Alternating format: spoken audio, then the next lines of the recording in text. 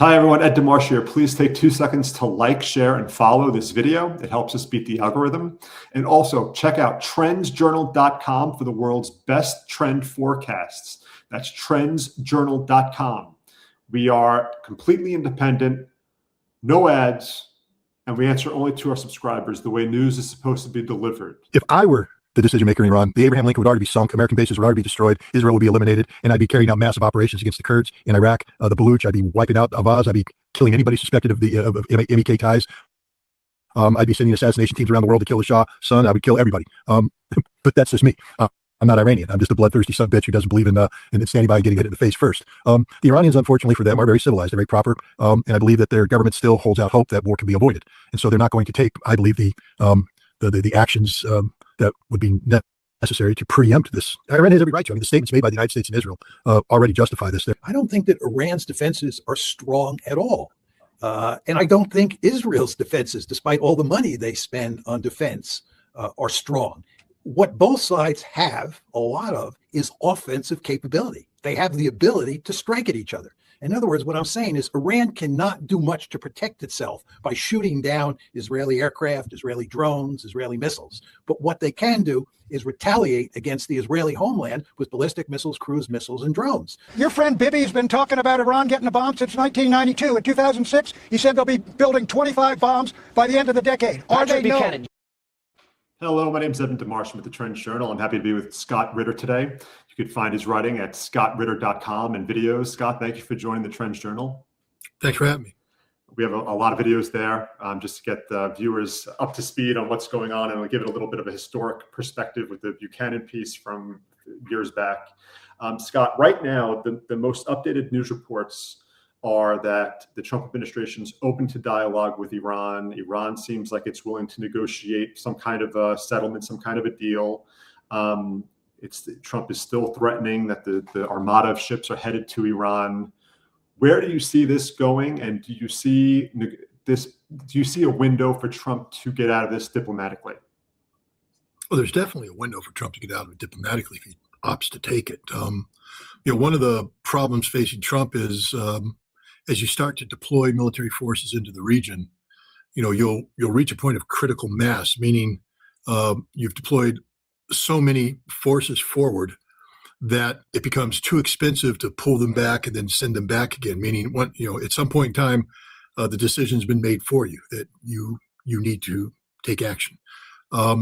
We had this experience when I was a weapons inspector in Iraq, where the United States would surge military forces forward to support an inspection team that we all anticipated would be blocked by the Iraqis, and inspectors would be taken hostage, and then U.S. would go to war. But either the Iraqis, chickened out, or the inspectors were very diplomatic. That happened on an occasion, and war was avoided. But what happened is, after years of doing this, for about 2 years, 3 years, the U.S. surging forward and back, the Pentagon said, we can't keep doing this. It's too expensive. And so the decision was made to force a conflict, a Desert Fox in December of 1998, then, go into the long pause awaiting the political opportunity to go to war. But they took the inspectors out of the equation. We saw this in the buildup to Desert Storm in 1990. At some point in time, what's called the tip fiddle, which is the troop phase list deployment, we started surging troops, so many troops forward, so much logistics forward, that by October, it was inevitable we were going to war. We weren't going to reverse. You couldn't hit the reverse button. And so one of my concerns is that Trump, the military is going to tell Trump, hey, boss, we just spent a whole bunch of money deploying air defense forward and everything. If you don't pull the trigger, we have to start pulling these assets out because we don't have the budget to keep them there deployed there permanently. And we have other commitments globally. We're not going to be able to do this again. And Trump would be sort of in a, boxed himself in. So I'm hoping Trump's looking for a diplomatic offer, because the other message that's being sent to Trump is, if you attack Iran, you're going to lose the midterms and your presidency is over, because we're not going to win. I mean, let's just be clear about this. We're not going to win. We can do tremendous amount of harm to the Iranians. And the Iranians know this, but they have the ability to strike us hard. They can kill, some reports say that their number's 500. They want 500 coffins going home. Well, That's a low end. There's a potential for them to kill far more than 500, plus basically flip Tel Aviv upside down, make it look like Gaza, plus terminate oil production regionally, destroying the global economy, shutting down the Strait of Hormuz. We don't have sufficient force to open it up. This would be the end of Donald Trump. He's not going to get the quick victory he was told he could get. That's just not going to happen. And that will be the end of him. He will be finished. The economy will be wrecked. He'll have violated his pledge not to get us involved in military entanglements that never end and cost trillions. And it's a war of choice. It doesn't need to happen. So what Trump's looking for is a face-saving way out. And I think the Iranians are smart enough to know that they have to give him something. They aren't going to bend the knee. The Iranians are just not going to give up their ballistic missiles. That's the only reason why we're still talking. If Iran didn't have this ballistic missile capability, we'd have already bombed them because they'd have limited retaliation capacity. We're scared of them because they have the missiles. They're not going to give up the missiles. What they can do is enter into a negotiation on the nuclear issue. And there's a new reality about Iranian infrastructure, things of that nature, that the Iranians can factor in. I think the most important thing for the Iranians, though, is not to be seen as provocative, because they understand the political calculations here. And if they are provocative and Trump is able to point to their provocation and say, I'm justified in carrying out military action, that changes the political decision. It's not going to change the outcome, but it changes the political calculation. This isn't about whether or not Trump's going to emerge victorious in the midterms. Who cares at this point? What this is about is making sure Trump doesn't feel comfortable pulling the trigger. And Trump can't feel comfortable pulling the trigger so long as the Iranians are willing to negotiate. And any decision to attack Iran would be seen as a war of choice, not of necessity. So I do believe that there's a diplomatic way out of this. But I'll just say it one more time, just in case any of the Trump administration people listen. You can't win. If you attack Iran, that's the end of your presidency. And if you screw up bad enough, with what you're doing with ICE in Minneapolis and then what you're doing with Iran, you could lose the House. So that means impeachment. You'll be impeached every day of the week for the rest of the term. Yeah. If you lose the Senate and Trump behaves egregiously, it means conviction. That means that the President of the United States will be in an orange jumpsuit before his term is up, and so will everybody in his cabinet. That's your future. That's how bad you've screwed up. So don't bomb Iran. You're not going to win, and you're going to lose everything. That's it. I don't know if they can recover from Minneapolis sufficient to hold the House. So they're already going to be screwed. But, maybe they can stay out of jail.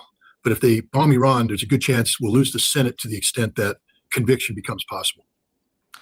Channel 12, a station out in Israel, said that the Israeli government gave 3 terms that make a good deal for Iran.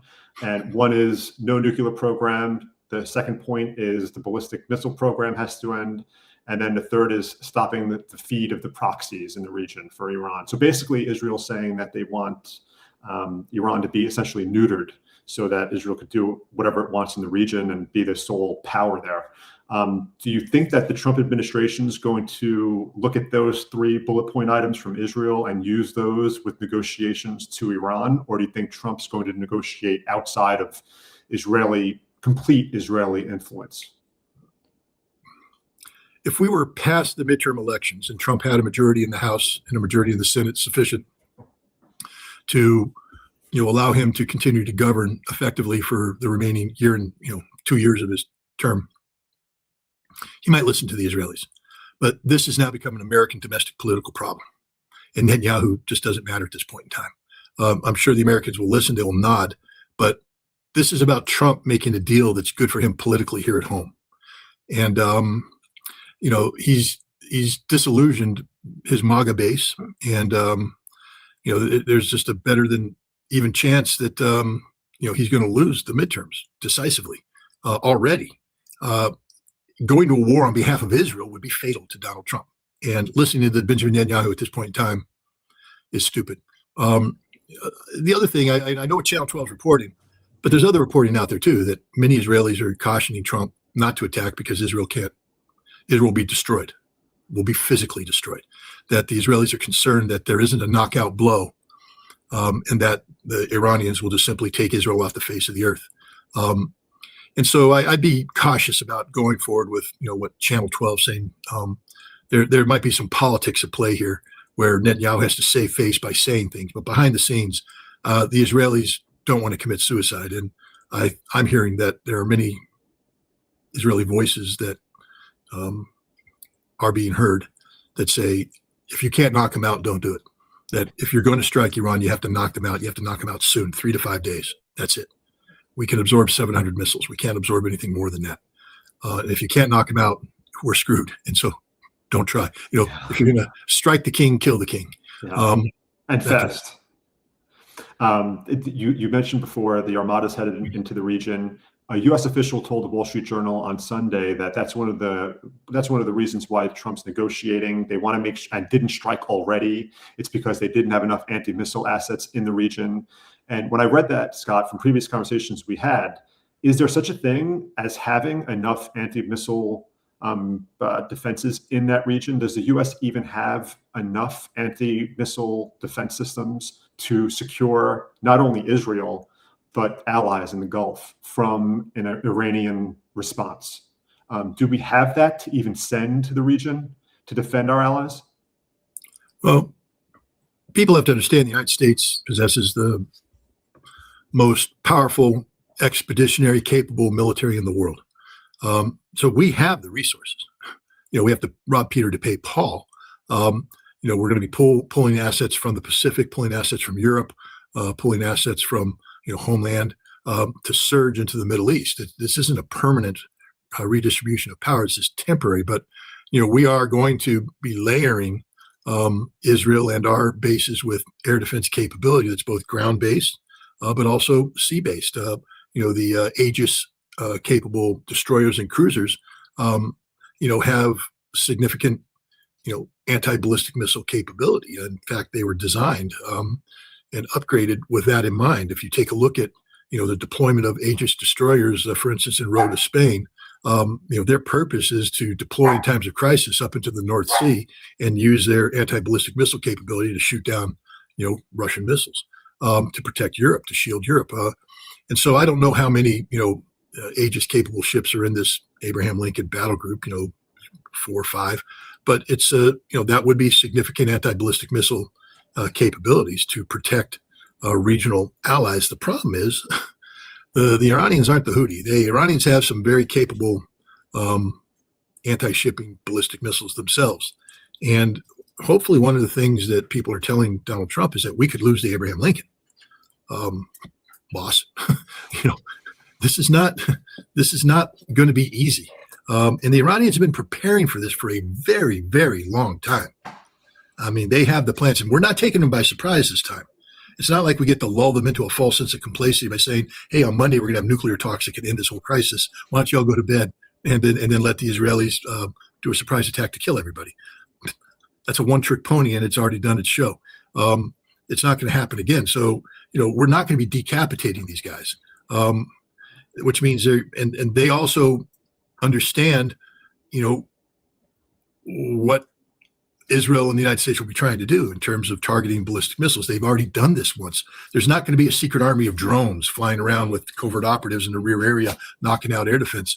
We're going to have to come in heavy and hard and clear a lane, and the Iranians are going to resist. And while we come in, they're not going to be delayed. They have their missile launch capabilities leaning forward, and they're just going to hit the button and go. And it will be an ugly day. Scott, back to the USS Abraham Lincoln. Obviously, the aircraft carrier fleet is something that the United States military prides itself on. It's if something ever happened that, let's say, God forbid, a war did break out with Iran, and it got to the level it escalated to the point where Iran did sink a carrier. What would that do as far as the U.S. position? Would that be like something that Trump says, well, this is a threat to our existence, we're going to go nuclear? What do you think would happen if the Iranians did take out a carrier? War games in the Pacific, where the United States is taking on China or Taiwan, and this was played out in a novel that leaned on these war games. The classified war games, so what really happened, I don't know because I'm not read in. But from what I've heard and read, there are scenarios in which China destroys an American carrier battle group. And because American sea power and therefore our strategic position depends on a carrier battle group's ability to dominate the seas and project power, this was interpreted as an existential threat, plus the loss of several thousand American lives. You sink a carrier, you're taking down a small city, is also something that can't just be absorbed. And this led to the United States using nuclear weapons in a demonstration against China by hitting a Chinese city in this war game. So that's part of the escalatory. And you go back, I've been studying the history of U.S.-Russian arms control in the lead up to what's going to happen this Friday, the end of the New START treaty. And I was struck by, President Nixon was, urging his Joint Chiefs of Staff to give him options. Give me options. I said, give me options. And because the only option he had was total nuclear war that would kill, 60 million Americans, 90 million Soviets, and, bring the world to an end. And one of the options that they were playing with and that they were concerned the Soviets were was, for instance, there was real concern in the Nixon administration that the Soviets would launch one or two nuclear weapons against Europe and take out, a critical city. And then the United States would be stuck because now the United States has to make a decision. Do we retaliate? If we do retaliate, we lose America. Are we going to commit suicide over two European cities? And the fact that the Nixon administration was asking the question, what do we do, means the Soviets were onto something. And so what Nixon said is, we need the same option. We need the ability to, as things are escalate, we need to pick one or two Soviet cities that we can hit with nukes. And now the Soviets have to decide, do they want to retaliate and lose everything or accommodate us? So I think this idea of hitting a Chinese city with nuclear weapons is not far-fetched. It's based in history. And I'm here to tell people, past patterns repeat. All right. If people are like, Scott, you're not in the government anymore. What the hell do you know? Past patterns repeat, idiots. Okay. Past patterns repeat. And what was good for Nixon in the early 70s, the same strategic thinking goes on today. Read the language of our nuclear posture and what nuclear deterrence are easy. Go back and read the original language of PSYOP 61, PSYOP 64, and all that. It's the same language, guys. Past patterns repeat. So if we were considering options of a limited strike to take out one or two cities, and escalate to de-escalate, to tell them, okay, we've gone nuclear. Now you can back off, or everybody dies. That's part of our strategic thinking today. 100% guaranteed. And so now we come to Iran. If we can't let China sink an aircraft carrier without nuclear retaliation, we can't let Iran sink a nuclear carrier without nuclear retaliation. So if Iran sunk the Abraham Lincoln, we would strike Iran with nuclear weapons. There's no doubt in my mind. So basically, Iran has to then just take it essentially from this carrier group, because if it actually is successful in defending itself against this carrier group that's in the region, that's headed to the region, I don't know exactly where it is yet, they'll face complete destruction. So they're stuck between a rock and a hard place. What can Iran do? Sink the Abraham Lincoln, and then face nuclear destruction, nuclear annihilation. They don't know that that's coming. This is Scott Ritter, spouting off on Gerald Salante's show. I believe I'm right, but they don't know that, and they're not going to sit there and take it. They've already said they're not playing that game. They're not going to pick up the phone and say, we're getting ready to strike Al Udeid Air Base or Al Assad Air Base. Why don't you put all your boys in the bunker so we don't kill anybody? They're just going to take it out. And if the Abraham Lincoln launch strikes, it becomes a legitimate target of war. I mean, I'm sorry, the United States, you want to play big boy games, you pay big boy prices. But what we've done is we've created so much dependency on carrier battle groups that we don't have a backup plan for power projection, in the oceans. And securing sea lanes is a very important part of our national security strategy. And so, if people start realizing, hey, we can sink aircraft carriers. This isn't World War II where we have the Coral Sea, we lose some carriers, Battle Midway, lose some carriers, and go and just keep building more. We got 11, 12. You start sinking them, there's zero survivability, and you lose the intimidation factor. And the other thing that happens is once you show that you have area denial weapons, meaning ballistic missiles that can reach out and touch at a given thing, you start pushing the carrier battle group out into the ocean, where it's, embarked air wing isn't as effective. If you got to start launching and have 2 or 3 refueling sessions before you get to the target, limited time over target, refueling sessions back, there's vulnerability. Each one of those fueling stations now can be interdicted with fighters, with missiles. It's just not a good way to fight war. So, we need to maintain the perception of the invincibility of the carrier battle group, that when we deploy a carrier battle group, it's supposed to send fear down the spine of every human being because, oh my God, the might of America is there. If Iran shows that you can sink it, that means that nobody has to spend billions of dollars to build an aircraft carrier to fight an aircraft carrier. You just need to spend a couple $1 million to build a missile that can sink an aircraft carrier.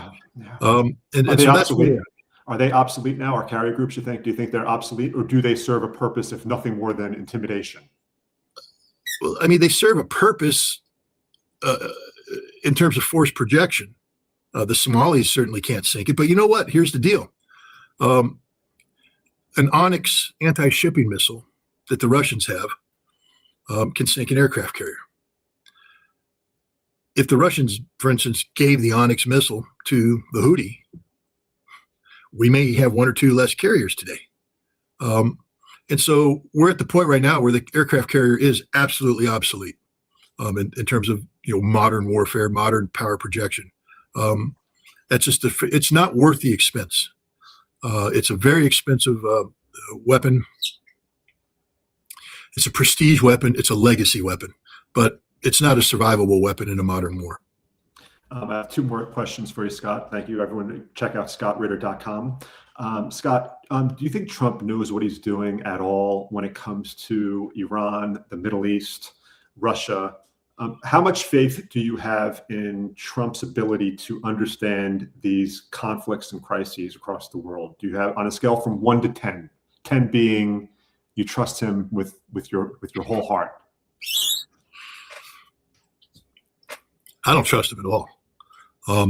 First of all, Donald Trump doesn't know a damn thing about the world we live in. I mean, not in the terms of traditional, geopolitical power. He doesn't know anything about the military.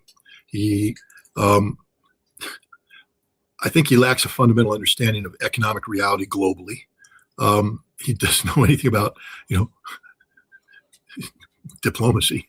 What Donald Trump is good at, this is where he's shown, is he's good at reading the room, and he's good at bluffing, and he's good at intimidation. So he can succeed domestically. We saw this on The Apprentice. I keep telling people, if you want to know how Donald Trump thinks and how he works, watch The Apprentice. It's controlled chaos. He just goes in there and he just is disruptive. He's just making people turn against people, and he's observing people until there's a survivor that comes out. But even that survivor has vulnerabilities that have been exposed throughout the whole thing. Trump doesn't want a strong, empowered person standing before him. Trump is afraid of strong, empowered people. What Trump wants is a person that, has the gumption to stand up, but a person that has so many weaknesses that Trump can exploit these weaknesses and take control of this person. And so what Trump is doing is he's playing The Apprentice on a scenario by scenario basis. Look at Venezuela. He launches this Delta strike to take out Maduro. The CIA's in there buying people off. And my God, it's working. I mean, he's opening up a U.S. embassy in Caracas. I'm just telling you right now, that means Venezuela's sold out. Absolutely sold out. Everybody is in the pocket of the CIA. Why? Because Donald Trump took it to the limit, deployed things, did some demonstrations, sent Delta Force in, to seize Maduro, and everybody went, oh my God, well, we're done, But had Venezuela stood up and said, bring it on, 4 million, guerrilla war, blow up the oil fields, launch drone attacks against American targets, come at us, Donald Trump. Donald Trump couldn't have done that. He's not very brave. Okay, he's a coward at heart. I probably shouldn't say this, but I just did. So the FBI will come through my door. But Donald Trump, let me put it this way, had that lead MH-54 that went in to take Maduro, it got hit by gunfire. And if you look at Donald Trump when he talks about this, that was a close one. He saw his presidency go downhill. Because if that lead MH-47 had gone down and taken 30 or 40 Delta guys with it, and suddenly we had a whole bunch of dead bodies in Caracas, we're sending a searcher, and it's Black Hawk Down all over again. And we now have hundreds of Americans on the ground, surrounded, out of ammunition, dying. There is no Pakistani army or Malaysian army off there in some UN base to ride to the rescue. Nobody's going to ride to the rescue. We tried to send in the Rangers. They get shot down. And now we have hundreds of dead Americans and, potentially thousands of prisoners because they'll run out of ammunition eventually. That's the end of Donald Trump's presidency. That's the end of it. And he saw his life flash before his eyes when that helicopter got shot. But he got away with it. He bluffed. The CIA was there, bought people off, and everybody gave up. So he won in Venezuela. He's trying to do the same thing in Iran right now. You got to negotiate. I got a big, wonderful fleet coming up, and I'm doing all this stuff, and we're gonna take you out and all that stuff. But I don't think the Iranians are going to capitulate. But the Iranians are smart enough to know that they have to create a diplomatic off ramp. And Donald Trump, I believe, will take it because we come back to my assessment. He's a coward. Donald Trump can't take 10,000 American casualties. He doesn't have the guts for that. He doesn't have the balls for that. Donald Trump's a coward. He's a bully. His whole thing is to posture. But when Vladimir Putin stands up and says, Vladimir Putin's a strong guy. Look at when anybody's there, he's a strong guy. I mean, Al-Qaeda became a strong guy. But that's the point. Donald Trump is a coward. He doesn't stand for anything. He doesn't stand for anything that is principled. And so I just think Donald Trump's bluffing. But because it's the United States, many people believe the bluff and aren't willing to call him on it. And so they buckle. Again, I mean, if I were Europe on Greenland, I would have deployed 500 special forces, gone in, arrested every American service member, put them on an airplane, thrown them out, dug in and tell Donald Trump, come and take it. Come and take it, and we're taking out Ramstein. It won't be the Russians that take out Ramstein. We're taking out Ramstein. Come and take it, and we're taking everybody in Europe prisoner. You want a war with Europe? We'll give you a war with Europe. And Donald Trump will go, I didn't want this. I'm a coward. Oh, my God, I didn't want this. Call his bluff. Call his bluff, you're saying. I'm all about – now this is – this, and even economically, look what happens when China steps up. Trump folds like a house of cards. He spends it so it looks like I made China do this and that and the other thing. But then you got India. I mean, I don't know if the reports are true, but now in order to get a trade deal with America, the Indians are like, oh, we won't buy any Russian oil. I don't think that's true because India is a member of BRICS and but my point is there are nations in the world that won't call his bluff, that will back down, and that's empowering. What happens to a bully when he goes to the playground and he finally gets the courage to go up to somebody and go, and that other person, he goes, look, that worked. He goes up there, bam! That's the end of the bully. That's the end of the bully. But the problem is it's not just punching him in the face, though. It's punching the United States, and I don't want that to happen because that means war. That means dead Americans. That means dead other people as well. This is just the wrong man to have as the president of the United States. Wrong. My last question, Scott, I'm going to play a quick video. It's Pete Hegseth. He's with Trump. This is from last week. I just want to hear your assessment on what Hegseth's saying right here. No other military in the world could have executed the most sophisticated, powerful raid, not just in American history, I would say in world history. What those men did going downtown, another country, the most secure place in the most secure base in the middle of the night without anybody knowing until those simultaneous bombs dropped 3 minutes before the helicopters dropped. No other country could coordinate that. No other president would have been willing to empower those warriors that way to be that effective. And that sends a message to every capital around the world that when President Trump speaks, he means business, and we are reestablishing deterrence at the War Department, Mr. President. Thank you. He was referring to Cowardice there. What's your take? How accurate was Hegseth with that assessment? Not accurate at all. I mean, come on.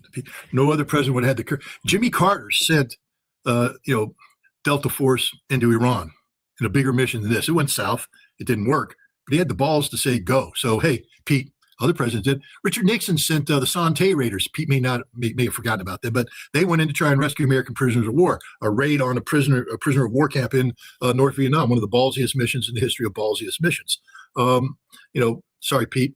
I mean, Pete Hegseth is just he's a braggart. He's 100% a braggart because once you get all the details of what happened here, all the preparation that went in, this was a mission that you would have really had to try hard to fail. And the people that were executing this mission were very good. And it almost failed. I just want to tell Pete, that MH-47 got riddled. You know it did. The damn pilot got his legs blown out. not off, but got hit. Had that gone down, Pete, how would you have looked? I mean, it was a foolish raid. They miscalculated. They got lucky. But to sit there and pretend that the only military that has balls today is the military that exists today. Hey, Pete, the guys I fought with, we had big balls too, pal. You know, we didn't shy away from shit. I just despise Pete Hegseth. He acts as if he's the biggest, toughest man around because he goes and does PT with people. But, you know, Secretary of Defense is supposed to be a thinker. You know, I could go hire any PT specialist to do what he's doing. That's not leadership. Okay, you're not supposed to be the platoon sergeant. You're not supposed to be the company commander, platoon commander. You're supposed to be the Secretary of Defense, which means shut your damn mouth when you're out there talking about things critical to national security. Stop bragging, because the people who know, and it just makes you look foolish. And, you know, to sit there and pretend, I'd like Pete to meet Abdi Aladinov, you know, and talk about Operation Potok. You know, men crawling through a pipe 15 kilometers through toxic air environment, multiple days in the pipe to crawl out and attack the enemy from the rear. That's balls, Pete. That's when was balls. this? When was that? When was that? That was during the liberation of Kursk. So I think it was fought this past summer. But I'm just saying that, you know, other militaries perform amazing feats of you know, operational art. And the arrogance of Pete. Look, you know, Delta Force trains all. They better be good, Pete, because we spend a hell of a lot of money training them. Okay, so stop bragging. You know, if they did well, pat them on the back, give them some medals, but shut up, because it just makes you look foolish and stupid. On that note, Scott Ritter, thank you for joining the Trends Journal. We'll have all his links below. Scott, always great to see you. Okay, thanks.